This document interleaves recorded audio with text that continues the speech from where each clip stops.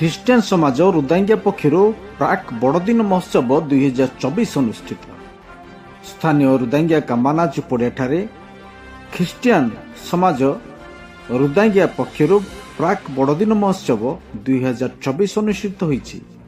କାର୍ଯ୍ୟକ୍ରମରେ ମୁଖ୍ୟ ଅତିଥି ଭାବରେ ଘୁହୁଦିର ବିଧାୟକ ପ୍ରଫୁଲ୍ଲ ଚନ୍ଦ୍ର ପ୍ରଧାନ ଯୋଗ ଦେଇଥିବା ବେଳେ ସମ୍ମାନିତ ଅତିଥି ଭାବରେ କନ୍ଧମାଳ ଜିଲ୍ଲା ଉପାଧ୍ୟକ୍ଷା ସାଧବାଣୀ ନାୟକ ଉପସ୍ଥିତ ରହିଥିଲେ। ମୁଖ୍ୟ ବକ୍ତା ଭାବରେ କୋରାପୁଟରୁ ଭାଇ ନିର୍ମଳ ଖରା ଉପସ୍ଥିତ ରହି ସେ ସ୍ୱର୍ଗ ଓ ପୃଥିବୀର ପ୍ରଭୁ ପ୍ରେରିତ 17 ପର୍ବ 24 ପଦ ପ୍ରସଙ୍ଗରେ ପବିତ୍ର ବାଇବଲରୁ ଈଶ୍ୱରଙ୍କ ବାକ୍ୟ ପରିବେଷଣ କରିଥିଲେ। ପ୍ରଥମ ଅଧିବେଶନ ସକାଳ 10 ଘଣ୍ଟା ସମୟରେ ହେରତ କୁମାର ନାୟକ ସମ୍ପାଦକ ଖ୍ରୀଷ୍ଟିଆନ ସମାଜ ରୁଦାଙ୍ଗିଆ ପରିଚାଳନା କରିଥିବା ବେଳେ ମୁଖ୍ୟ ବକ୍ତା ଭାଇ ନିର୍ମଳ ଖରା କୋରାପୁଟରୁ ପ୍ରଦୀପ ପ୍ରଜ୍ୱଳନ କରି ଶୁଭାରମ୍ଭ କରିଥିଲେ।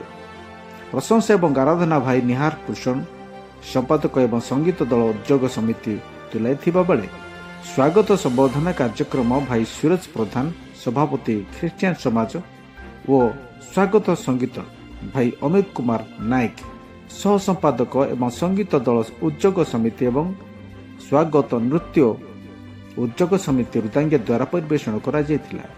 ସେହିପରି ଦ୍ୱିତୀୟ ଅଧିବେଶନରେ ପ୍ରାରମ୍ଭିକ ପ୍ରାର୍ଥନା ସହିତ ଶ୍ରୀ ଜାନେ କୁମାର ନାୟକ ପରିଚାଳନା କରିଥିବା ବେଳେ ସଙ୍ଗୀତ ଦଳ ସଙ୍ଗୀତ ଗାନ କରି ଏବଂ ଆରାଧନା କରାଯାଇ ବକ୍ତା ଭାଇ ନିର୍ମଳ ଖରାଙ୍କ କୋରାପୁଟ ଈଶ୍ୱରଙ୍କ ବାକ୍ୟ ପରିବେଷଣ କରିଥିଲେ। ଶେଷରେ ଆନନ୍ଦ ଉଲ୍ଲାସରେ ଏହି ପ୍ରାକ୍ ବଡ଼ଦିନ ମହୋତ୍ସବ ବା ଯୀଶୁଖ୍ରୀଷ୍ଟଙ୍କ ଜନ୍ମୋତ୍ସବକୁ ରୁଦାଙ୍ଗିଆ ଖ୍ରୀଷ୍ଟିଆନ ସମାଜ ପକ୍ଷରୁ ପାଳନ କରାଯାଇଛି।